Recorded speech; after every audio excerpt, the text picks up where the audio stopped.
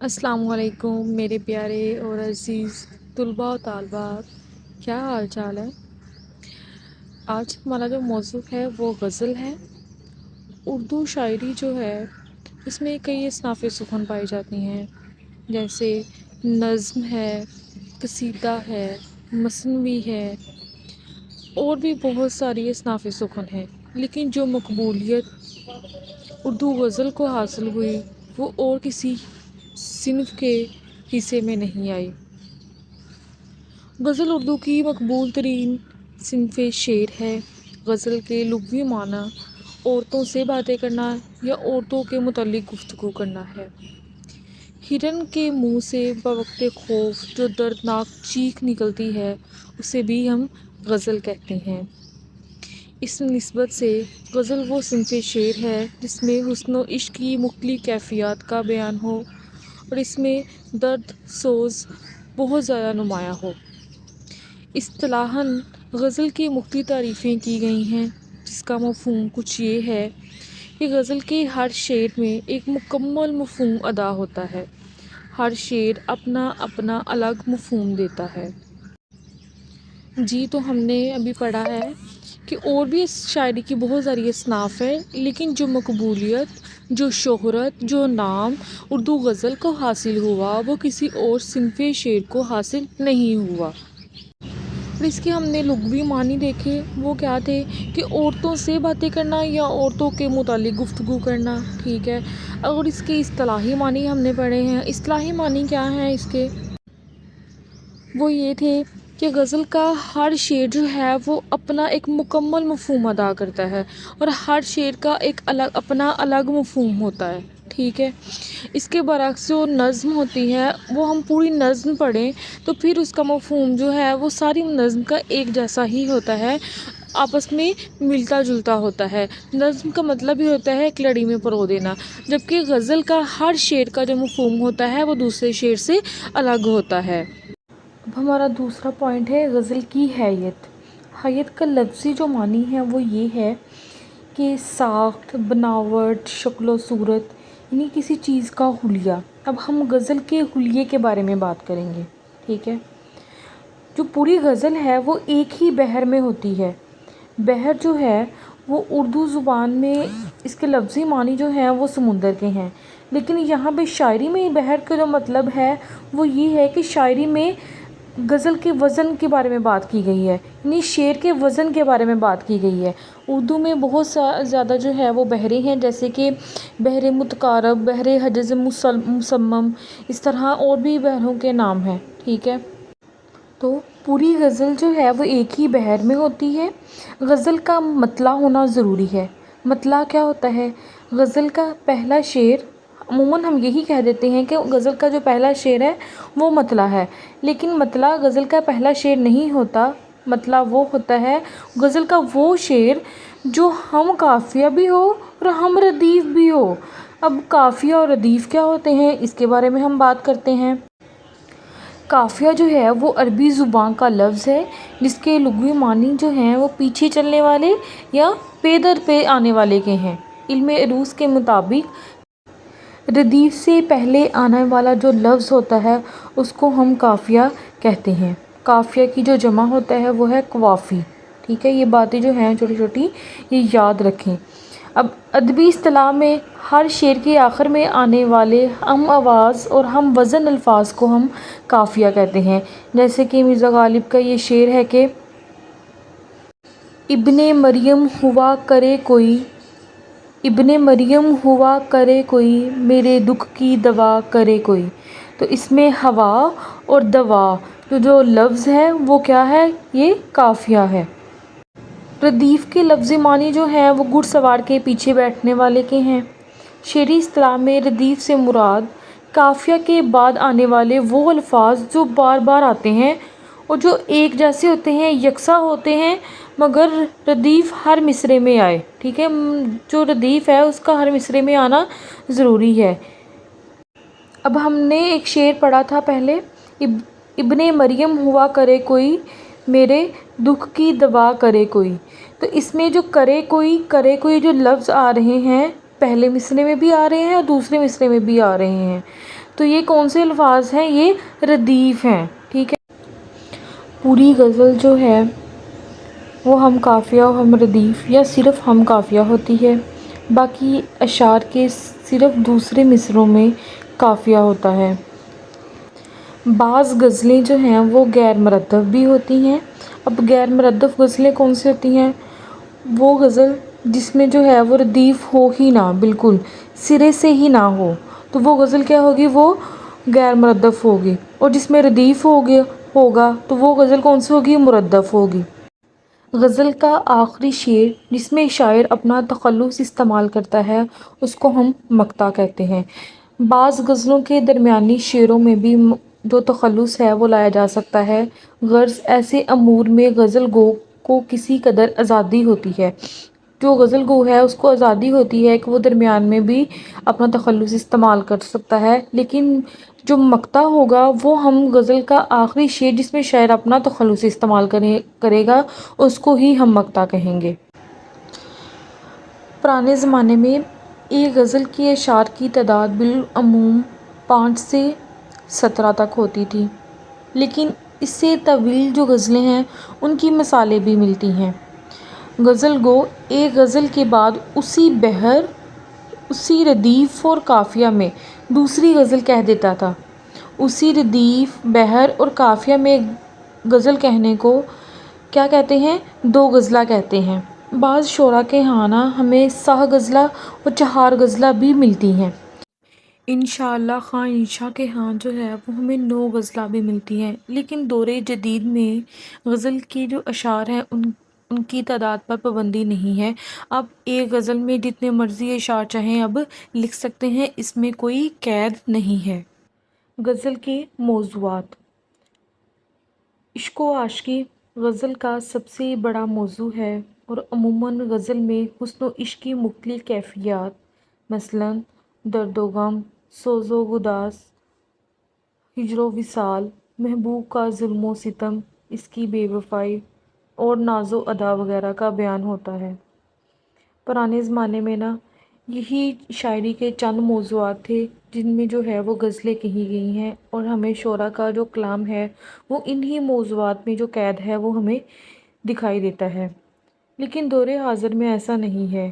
جو غزل ہے اس میں اتنی وسعت ہے، اتنی اس میں رنگا رنگی پائی جاتی ہے، اس کے اتنے متنوع موضوعات ہیں جتنے کہ انسانی زندگی کے، ٹھیک ہے، جتنے کہ اس کائنات کے موضوع بن سکتے ہیں کہ ہم کسی بھی مذہبی، سیاسی، معاشی، معاشرتی، اخلاقی، فلسفیانہ، حکیمانہ کسی بھی موضوع پر جو ہے وہ قلم اٹھا سکتے ہیں، کسی بھی موضوع پر جو ہے وہ ہم جیسے مضمون لکھ سکتے ہیں، اسی طرح کسی بھی موضوع کو جو ہے وہ زیر خیال رکھ کر ہم غزل بھی لکھ سکتے ہیں۔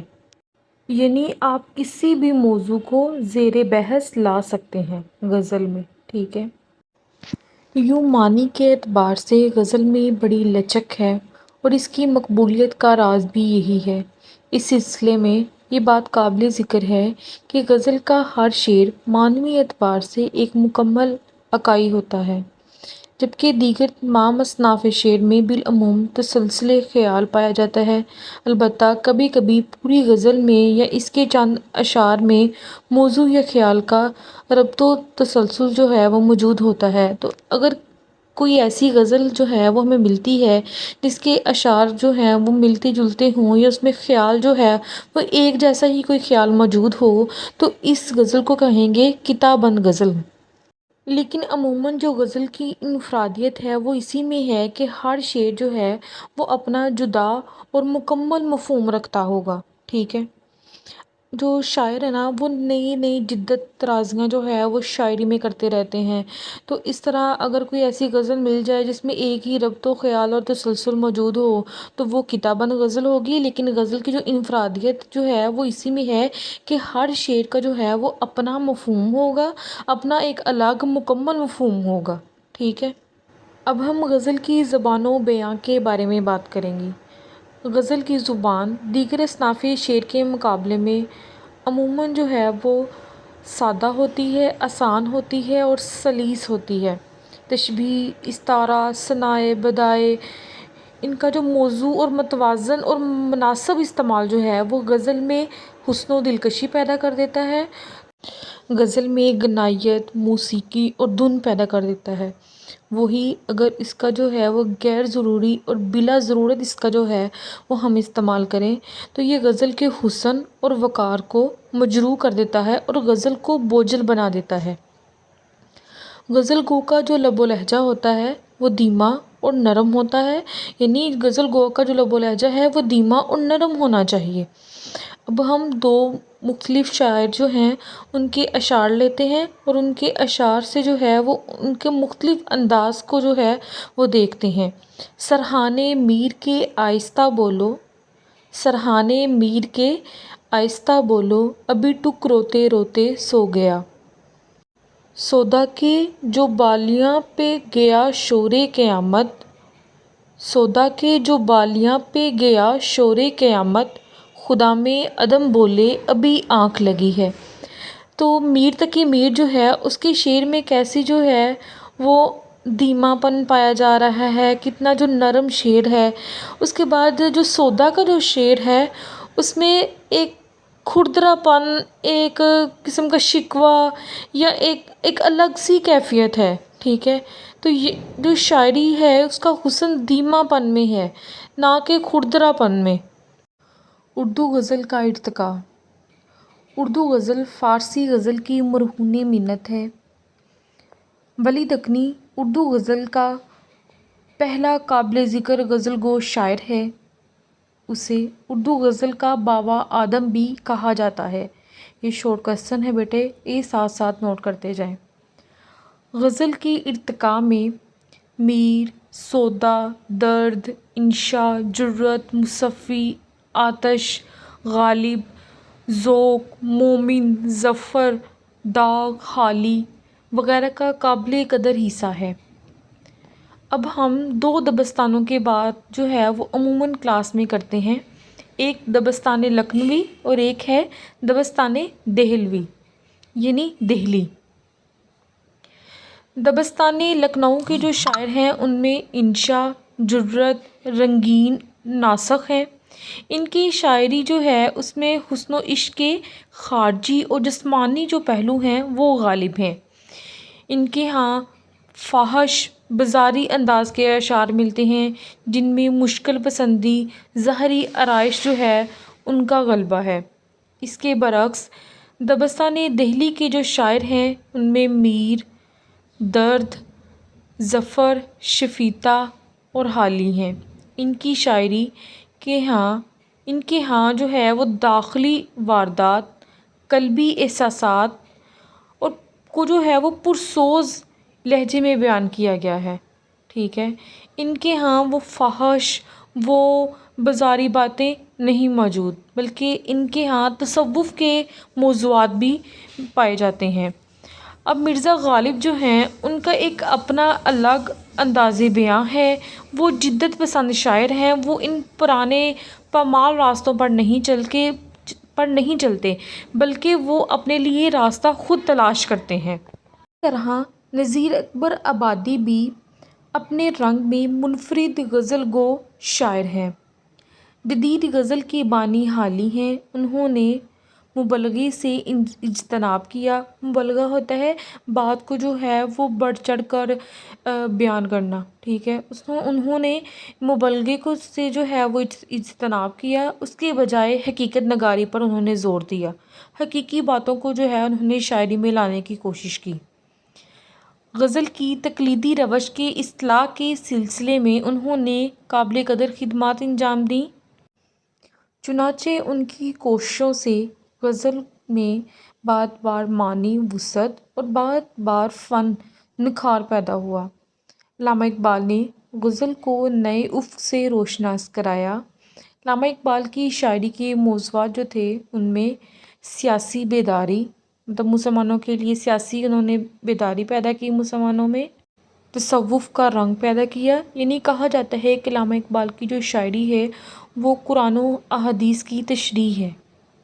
بعض مشہور غزل گو جو شاعر ہیں ان کے نام درج ذیل یہاں پہ انہوں نے دیے ہوئے ہیں، جیسے کہ یگانہ، حضرت موہانی، فراق گورکھپوری، فیض، عابد علی عابد، ادا جعفری، احمد ندیم قاسمی، احمد فراز، شہزاد احمد۔ اب ایک دو شعر اس میں سنا دیتے ہیں، جیسے کہ حسرت کا شعر ہے مشق سخن جاری چکی کی مشقت بھی، ہے مشق سخن جاری چکی کی مشقت بھی، ایک طرفہ تماشا ہے حسرت کی طبیعت بھی۔ فراق کا شعر ہے، مشہور زمانہ ہے، آپ لوگوں کو بھی آتا ہوگا۔ سر میں سودا بھی نہیں دل میں تمنا بھی نہیں، سر میں سودا بھی نہیں دل میں تمنا بھی نہیں، لیکن اس ترک محبت کا بھروسہ بھی نہیں۔ احمد فراز کا شعر ہے، سلسلے توڑ گیا وہ سبھی جاتے جاتے، سلسلے توڑ گیا وہ سبھی جاتے جاتے، ورنہ اتنے تو مراسم تھے کہ آتے جاتے۔ کیا خوب شعر ہے۔ ناصر کاظمی کی غزل کا شعر جس کی بحر بہت زیادہ مختصر ہے، غم ہے یا خوشی ہے تو میری زندگی ہے تو، میری زندگی ہے تو۔ اسی طرح جو ہے اور شاعروں کے نام آ جائیں گے، منیر نیازی، ظفر اقبال، سلیم احمد، انجم رومانی، انور مسعود، پروین شاکر۔ پروین شاکر کی غزل کے اشعار ہیں کہ پابگل سب ہے رہائی کی کرے تدبیر کون، پابگل سب ہے رہائی کی کرے تدبیر کون، دست بستہ شہر میں کھولے میری زنجیر کون، میرا سر حاضر ہے لیکن میرا منصف دیکھ لے، میرا سر حاضر ہے لیکن میرا منصف دیکھ لے، کر رہا ہے میرے فرد جرم کو تحریر کون۔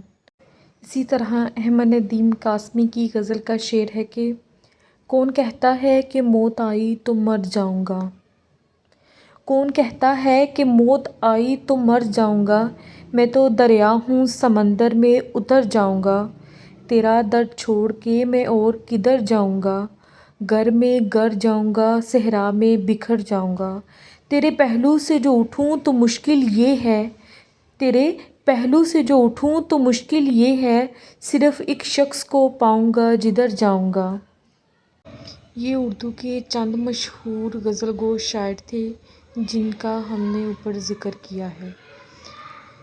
اب ہم غزل کے روشن مستقبل کی طرف دیکھتے ہیں کہ غزل کا مستقبل اور ماضی کیا تھا۔ ماضی میں اردو غزل کے کچھ بہت زیادہ موضوعات تو نہیں تھے، عشق و عاشقی اور محبوب کی تعریفیں کرنا، صرف یہی چند ایک دو موضوعات موجود تھے، لیکن دور حاضر میں اس کے موضوعات میں بھی بڑی وسعت پائی جاتی ہے اور غزل میں خود بہت لچک و تغیر پذیری موجود ہے۔ اردو غزل کا مستقبل شاندار اور روشن ہے۔ اسی سلسلے میں شمیم احمد ایک اردو کے عظیم نقاد ہیں جنہوں نے غزل کے بارے میں بڑی اہم بات کی ہے۔ وہ کہتے ہیں، اگر اردو شاعری کبھی زندہ رہی تو غزل کے ساتھ ہی زندہ رہے گی، لوگ خواہ کتنے ہی دعوے کیوں نہ کریں اور نظم میں چاہے کتنا ہی بڑا ذہن نہ چلا لیں، لیکن کوئی آدمی تنہائی میں کوئی شعر گنگنائے گا تو وہ غزل ہی کا ہوگا، نہ کہ نظم کا۔ اب میں غزل کے چند مشہور اشعار کہہ دیتی ہوں۔ میر درد کا شعر ہے کہ درد کچھ معلوم ہے یہ لوگ سب، کس طرف سے آئے تھے کدھر چلے۔ حیدر علی آتش کا شعر ہے کہ سفر ہے شرط مسافر نواز بتھیرے، ہزار ہا شجر سایہ دار راہ میں ہے، تھکے جو پاؤں تو چل سر کے بل نہ ٹھہر آتش، تھکے جو پاؤں تو چل سر کے بل نہ ٹھہر آتش، گل مراد ہے منزل میں خار راہ میں ہے۔ ان میں سے جو آپ کو اشعار اچھے لگتے ہیں آپ وہ کوئی سے 5-7 اشعار جو ہے وہ یاد کر لیں۔ اب ہم ایک دفعہ جو ہے وہ سارا اوور آل ویو لیتے ہیں کہ ہم نے اس پورے لیکچر میں کیا پڑھا۔ ہم نے کیا پڑھا تھا؟ غزل کا معنی، اصطلاحی معنی، اس کے بعد ہم نے غزل کی ہیئت کے بارے میں پڑھا تھا، اس کے بعد غزل کے موضوعات کے بارے میں پڑھا تھا، پھر غزل کی زبان و بیان کے بارے میں پڑھا، اس کے بعد ہم نے کیا پڑھا؟ اردو غزل کا پہلا غزل گو شاعر پڑھا، اس کے بعد دبستان لکھنؤ کے چند مشہور شاعروں کے نام اور ان کی شاعری کے متعلق تھوڑا سا پڑھا، پھر اسی طرح دبستان لکھنؤ کے شاعر اور ان کی شاعری کے متعلق تھوڑا سا پڑھا، پھر ہم نے کیا پڑھا ہے اب آپ خود بتائیں۔ مجھے لگتا ہے سارے سو گئے ہیں میرے اسٹوڈنٹس، بیٹے اٹھ جائیں، اتنا مزے کا لیکچر تھا، ٹھیک ہے۔ میں آپ کو یاد کروا دیتی ہوں، ہم نے پڑھا تھا غالب کے بارے میں، اس کے بعد ہم نے علامہ اقبال کی شاعری کے تھوڑا سا پڑھا تھا، حالی کا پڑھا تھا، نذیر اکبر آبادی کا تھوڑا سا پڑھا ہے۔ اس کے بعد ہم نے پھر کافی جو جدید دور کے شاعر تھے ان کے نام لیے کہ جدید دور کے شاعر کون کون سے تھے۔ اس کے بعد غزل کا ماضی ہم نے دیکھا، اس کے بعد اب ہم نے غزل کا جو روشن مستقبل ہے اس کے بارے میں دیکھا، اور شمیم احمد جو اردو کے نقاد ہیں ان کی ایک جو کوٹیشن ہے، ان کا ایک حوالہ دیا ہم نے کہ انہوں نے غزل کی جو روشن مستقبل کے متعلق ہمیں کتنی اچھی نوید سنائی ہے، ٹھیک ہے۔ اس کے بعد ہم نے چند اشعار پڑھے تاکہ آپ لوگ جو ہے ان اشعار کو یاد کریں۔ اور اوکے بیٹے، اللہ حافظ، لیکچر ہمارا ختم ہوا۔ پلیز اس چینل کو سبسکرائب کریں، لائک کریں، شیئر کریں، اور ویڈیو کو جو ہے وہ بار بار سنیں تاکہ آپ کو جو ہے وہ سننے سے ہی یاد ہو جائے۔